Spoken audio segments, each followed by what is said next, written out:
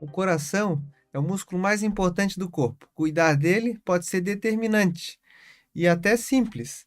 Boa alimentação, caminhada, não fumar, reduzir a ingestão de álcool, são coisas simples que podemos fazer para manter a saúde do coração, que é pisado e repisado e vocês sabem. Agora, quando se trata da prática de exercícios, tem sempre dúvida, preocupação, quanto que a gente pode fazer sem arriscar a saúde do coração, quando a gente precisa consultar o médico e para fazer exercício, se a gente pode praticar exercício físico. A pessoa que teve uma doença do coração pode sair fazendo exercício?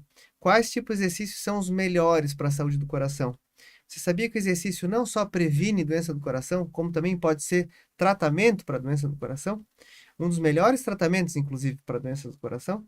Para nos esclarecer essas dúvidas, falar sobre esse importante assunto, trouxemos aqui no estúdio o cardiologista, Dr. Thales de Carvalho, professor titular do Centro de Ciências da Saúde e do Esporte, que é o Cefid. Bem-vindo, professor. Oi, é um prazer estar com você aqui. Prazer aqui, Thales. Me conta, como a gente faz para preservar a saúde do coração? Quais são os principais fatores de risco de doença cardiovascular e como o exercício, qual a importância do exercício dentro das, das, das múltiplas variáveis aí? A gente, semana passada, falou sobre alimentação e doença cardiovascular. Qual a importância do exercício físico dentro da saúde do coração? Isso. Você falou de alguns fatores de risco, como o tabagismo, alimentação inadequada, o estresse fora de controle, etc. O exercício pode ser considerado um excelente fator de promoção de saúde do modo geral. Não somente saúde física, saúde cardiovascular, mas saúde mental também. Então, o exercício beneficia muito o organismo de maneira geral. E o sistema cardiovascular também, seja pelos efeitos específicos no sistema cardiovascular, no coração, nos vasos sanguíneos, abrindo as artérias, melhorando a tal da função endotelial, sendo um fator também que evita ou previne a aterosclerose, que é algo comum na deterioração do sistema cardiovascular à medida que a pessoa envelhece e acomete, inclusive, as coronárias, né? Então, o exercício é fundamental, como você falou, não somente para prevenir problemas, mas também para tratar problemas. Hoje a gente pode dizer que quanto mais grave for a situação do paciente cardiopata, desde que ele esteja estável clinicamente, maior é a razão para ele fazer exercício. E exercício no sentido amplo, não é somente exercício aeróbico, como se falava antigamente, que seria o próprio para beneficiar o sistema cardiovascular.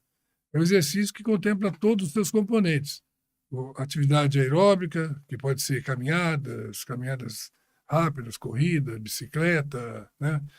Natação, dança, mas também exercício resistido, que é a tal da musculação, principalmente com o decorrer da vida, principalmente quem tem mais de 60 anos, começa a perder massa muscular. E essa massa muscular dificulta, inclusive, a atividade aeróbica. Então, recuperar músculo, quer dizer, ganhar músculo, significa ganhar saúde cardiovascular também. Exercício de flexibilidade, enfim, é um pacote completo.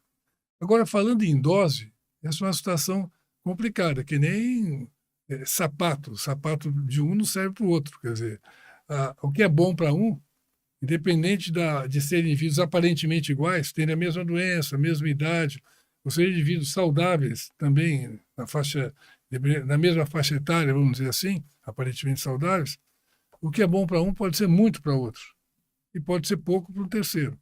Então, na realidade, o exercício tem que ser adequado a cada indivíduo, inclusive quando a gente pensa na reabilitação, no tratamento de pessoas com exercício.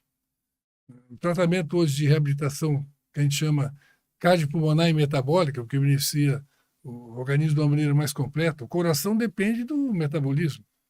Quer dizer, o diabetes prejudica o sistema cardiovascular, o excesso de gordura no sangue, ou o comportamento inadequado no tratamento dos lipídios, né, do colesterol, transporte inadequado, etc., tal do HDL, LDL, colesterol, prejudica o coração.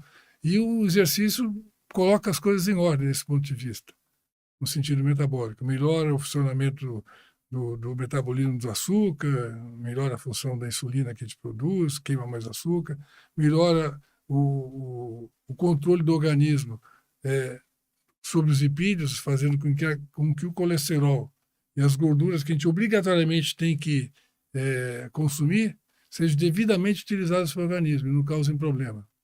Então, é fundamental, mas é pacote completo. Então, tem pacientes idosos, muito graves, que correm na esteira.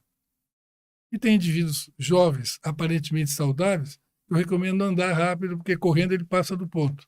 Como que, como que você faz essa avaliação? Então, a pessoa que está, quer dizer, como que a pessoa vai cuidar para não passar do ponto, né? Então, uma pessoa, por exemplo, sedentária que quer começar a fazer exercício físico, se encantou com determinado tipo de exercício, ginástica, fez promessa de fim de ano e vai começar a fazer exercício físico. Qual o limite? Como que ele tem que começar em tempos? Quando que ele precisa procurar um cardiologista ou um clínico para entender como que está o coração, a partir de que idade, para ver se ele pode fazer aquele Isso. exercício físico, né? É, e até assim, atletas, qual o limite para um atleta? É perigoso para um atleta fazer exercício demais do ponto de vista É. cardiológico? Então, vamos falar. Perigoso é não fazer exercício. Isso Sedentarismo, sempre. sedentarismo tem os 4 principais fatores de risco para a morte precoce. Uhum. Não somente por doença cardiovascular, por infarto do coração, infarto cerebral, mas também por câncer, diabetes, enfim, pelas doenças que matam precocemente. Então, o exercício físico é fundamental. Posso dizer hoje, com certeza, que o indivíduo que faz o exame, está com pressão normal, colesterol normal, seja o que for, ele é aparentemente saudável. Mas ele, se ele é sedentário, ele poderia estar melhor do ponto de vista físico e mental se estivesse fazendo exercício, né? Então, esse é um ponto. Essa é uma questão. Agora, você falou em o que, por exemplo, quando eu pego um paciente no consultório, a primeira conversa que eu tenho com ele pode ser sedentário, mas que tem certa disposição física. Ele caminha rápido sem problema, sobe escada sem problema. Então, eu falo, olha, você já pode, enquanto espera os teus exames aqui de check-up, você já pode melhorar o teu exercício físico diário. Quer dizer, passa a fazer 30, 40 minutos de caminhadas rápidas, se possível, um pouco mais rápido que você procura caminhar, e, de um modo geral, não somente em relação a esse caso, mas de modo geral, caso o indivíduo se sinta relativamente confortável enquanto se exercita, se sente bem enquanto se exercita, cansa, mas se sente legal, e por causa do exercício ele funciona melhor no dia a dia, a dose está legal. Ele melhora o humor, dorme melhor, etc. Se ele cansa demais no exercício, fica desagradável, e por causa do exercício ele fica pior, depois do exercício, fica muito dolorido, cansado enfim, passou do ponto. Então é aquela história, o que é bom para um pode ser Isso é diverso assim no recomeço, né? A pessoa no acaba ficando recomeço. assim. E é assim no durante também, como a gente diz. Ou seja, o indivíduo como você, que se exercita regularmente, pedala, como eu, que até hoje, depois de tantos anos de vida, mais de 75, gosto de correr. Quer dizer, na realidade, o exercício está sendo bom para mim enquanto eu percebo que é um momento bom do dia, eu me sinto bem porque estou fazendo e me sinto melhor ainda porque fiz. Funciona melhor, seja no trabalho, seja no relacionamento conjugal, seja em termos de qualidade do sono, funciona melhor. E passa a ser problema também para o atleta de alto nível quando você começa a perceber que está difícil fazer o que ele fazia bem, até pouco tempo, está cansando, então já passou do ponto, e quando começa a funcionar muito mal no dia a dia, por causa do exercício. Daí tem que baixar a bola. Claro que tem maneira de se diagnosticar quando a coisa realmente passou do ponto. Mas isso é o tal da síndrome de excesso de treinamento, que pode acometer, inclusive, indivíduos que não são atletas profissionais, atletas de academia, ou pessoas que entram num processo obsessivo, compulsivo, de exercício, que vão para uma academia e ficam 3, 4 horas e começam a usar substâncias que turbinam a máquina e aceleram o metabolismo. O exercício já acelera demais o metabolismo. Se ele vai usar uma cafeína, uma coisa que aumenta o metabolismo, coloca em risco o sistema. Uhum.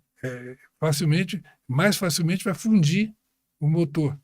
Literalmente, quer dizer, acaba com... Bom, eu não consigo não entrar então na questão agora, que tu me deixasse essa bola picando, do uso de esteroide anabolizante em academia para quem quer ganhar performance o CFM recém baixou a Se resolução, posicionou, se posicionou contrário ao uso de esteroide óbvio. anabolizante para fins de ganho de performance Estética, estética, né? estética e desempenho E, é um crime. então, como que, quer dizer, esse uso para o coração, como que fica? O coração é terrível. Quer dizer, dizem que a gente tem atendido pessoas jovens com doença aterosclerótica grave, tendo infarto do coração com 30, 40 anos por causa disso. E acelera o processo de uma aterosclerose precoce, assim como a grid de fígado, assim como gera uma dependência absurda. As jovens, adolescentes, às vezes começam a usar anabólico e criam uma dependência semelhante ao crack. Eu participei de uma diretriz da Sociedade Brasileira de Psiquiatria e meu tema era esse, fazer parte do grupo que estudou a dependência aos hormônios, esteroides, aos Você não anabólicos. consegue se livrar. Tratamento psiquiátrico e assim mesmo fica complicado. É um processo que não tem, que é difícil de controlar. Então é um crime, em primeiro lugar. E, lamentavelmente, existem médicos que prescrevem. A gente tem que ficar de olho em quem faz isso.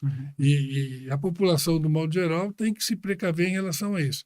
Inclusive os pais se preocupando com adolescentes que vão para as academias e começam a... Porque tem a questão da receita médica, que por isso que o CFM se posicionou, considerando isso algo ilegal.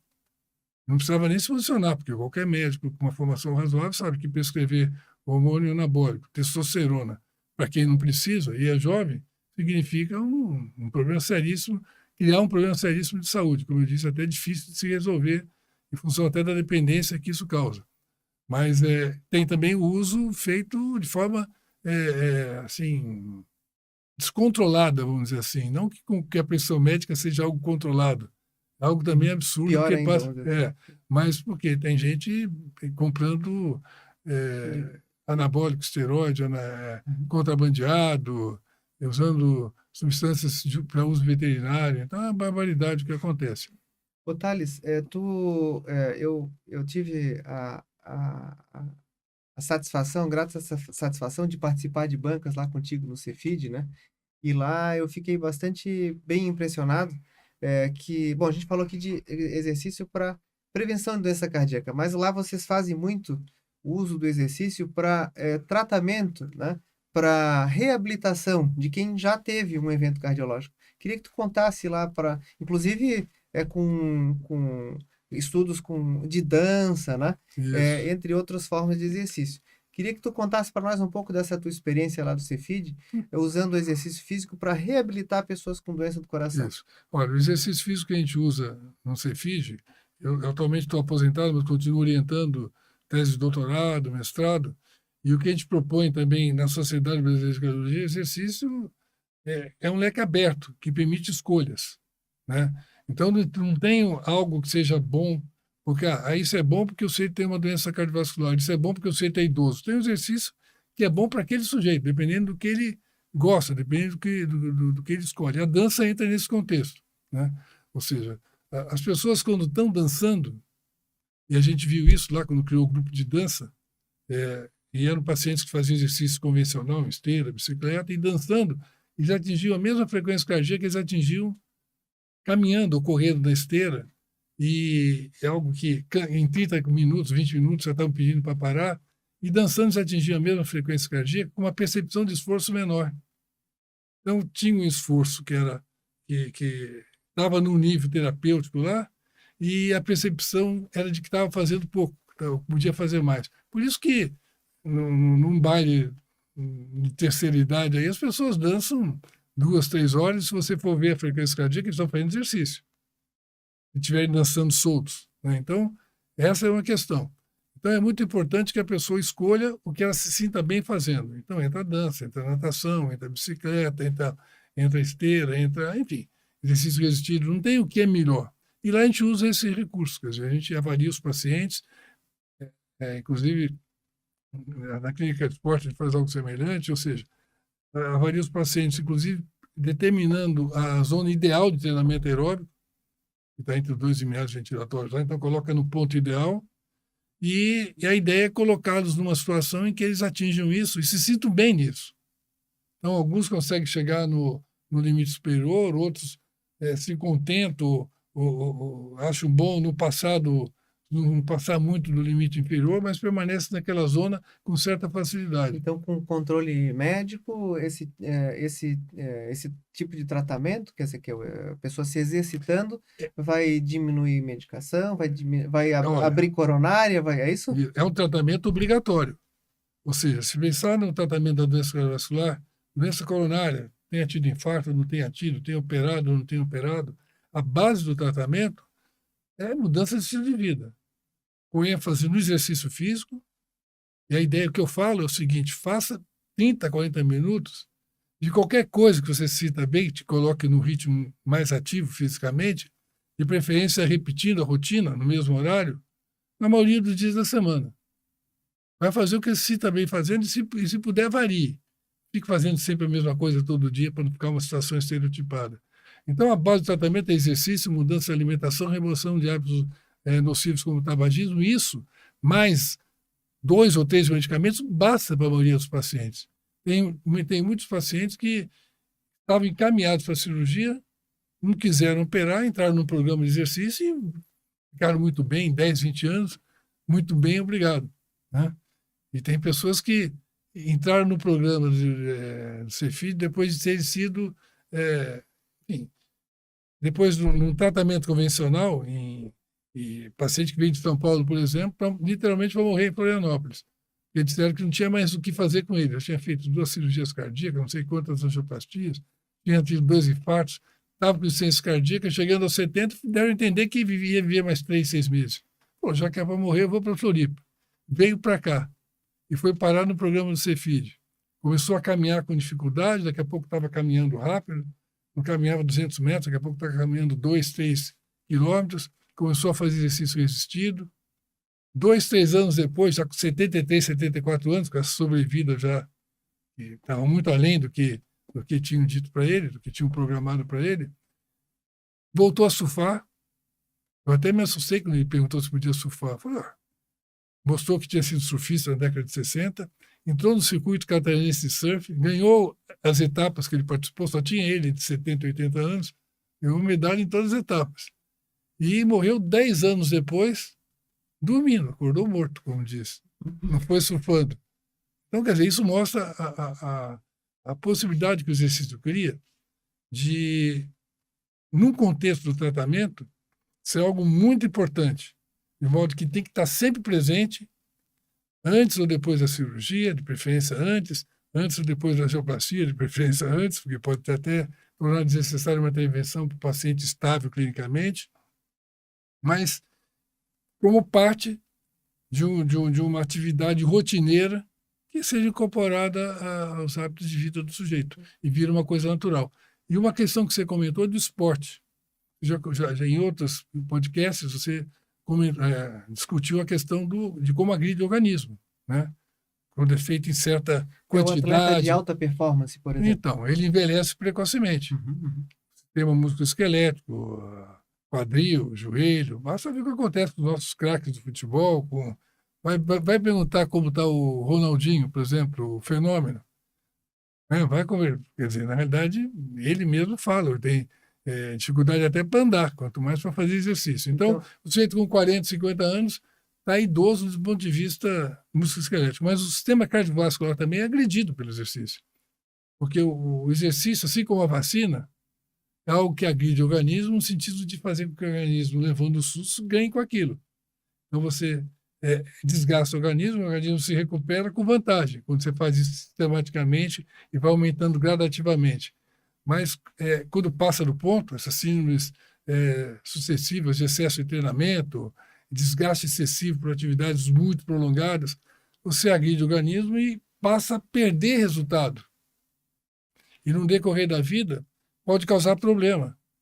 Ou seja, insuficiência cardíaca, disfunção ventricular, ou seja, um cardiopata, que aos 60, 70 anos se torna cardiopata em função de ter feito mais do que devia. Deixou de ganhar. Então é aquela brincadeira. A vacina é boa? Excelente. Mas você não vai tomar 3 doses de uma vez, né? Toma uma de cada vez. Então tem que andar devagar com essa ideia de exercício. Andar devagar não, quem pode correr tem que correr. Mas tem que fazer a coisa sistematicamente, incorporar o dia a dia, e fazer o que se sente bem fazendo, essa é a palavra-chave. Assim como que se alimenta bem quem se alimenta tranquilo, equilibrado e come o que se sente bem. Até o modo, aquele negócio de, eu estou bem porque eu não consigo mais comer. Passou do ponto, né? Eu não consigo mais fazer exercício. Passou do ponto. Quer dizer, come até o ponto de que seja satisfatório, do ponto de vista de se sentir bem e sair bem da mesa, faça exercício para ganhar também com ele, para ser um momento bom do dia e o dia ser muito melhor porque fez exercício, não porque fez, e não pior porque fez exercício. Então, Thales, um prazer falar contigo aqui. Tá. Muito obrigado pela tua vinda, tua participação. Doutor Thales, que há décadas é um defensor do exercício físico como um modo eh, de vivermos mais e melhor, né? De nos prevenirmos de doenças, né? É isso aí. É um tratamento, é uma prevenção e um tratamento que contribui muito, muito para melhorar a qualidade de vida e quase que de imediato. Quanto pior é a situação, quanto mais sedentário, quanto mais doente, mais rápido é o resultado. Pouca coisa oferece bom resultado. 4, 8 semanas já muda a situação, né?